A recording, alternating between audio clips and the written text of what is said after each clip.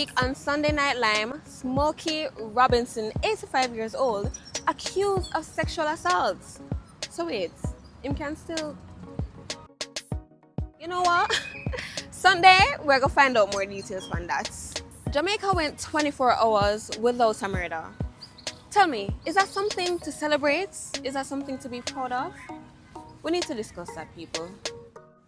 Celebrating mothers. Are we doing enough? Last week, we had Massini teaching us Belfoot, the latest dance from the recording artist. Currently promoting a hit track called Belfoot. And do not forget Parliament and their love bites. What is up with that? Want to know what we have in store for you this week? 5 questions for the world boss.